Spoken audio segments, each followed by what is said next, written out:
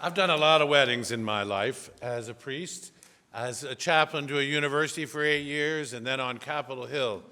So I've seen them all. I've seen every kind of crazy thing people do. I've seen people show up in Civil War recreationist outfits or dressed as country western singers.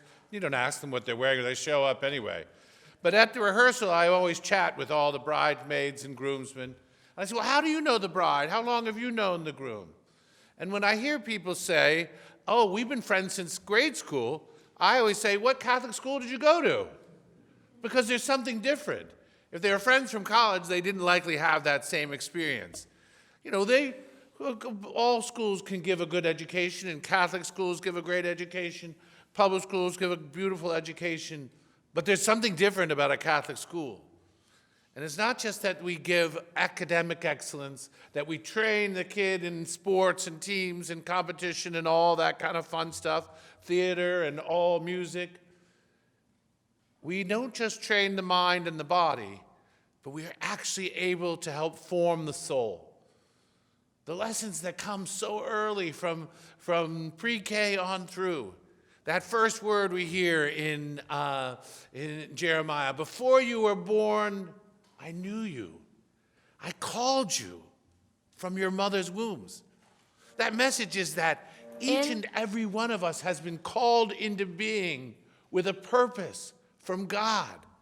That message which we instill in our students at each and every level is to say, you are a unique and magnificent creature of God, unlike any other one he's made. And to each one of you students, and to each one of us, he's got a vocation, a calling, something unique. Like Jeremiah was a prophet, and some are called to be principals and mothers and fathers and all these things. That in fact, your life is not just you come up with a plan and then that plan's going to make me happy if I can work it out. It has nothing to do with my plans. It has something to do with all of our plans.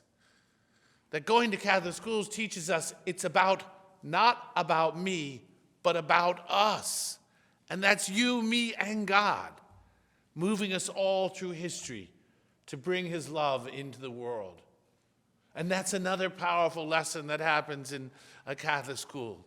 That the greatest of these, of faith, hope, and love, is love. But that we have faith and that we have hope. But that it's all bound together in love. Do you see the power of knowing that love conquers everything in the world? That it's not about how much money you've got. It's not about how fame you have. It's not about how much power you have. It's about how well you love. And that ultimately, this is what our lives will be summed up by. God is calling each one of you to be great at whatever it is. Maybe a great lawyer, maybe a great doctor, maybe a great priest someday. But he's calling you above all to be a loving doctor, a loving priest, a loving judge, a loving mom, father, religious, whatever he is. To recognize that's what really, truly runs the world. And so I thank the Catholic educators here because this is what makes our schools so much different.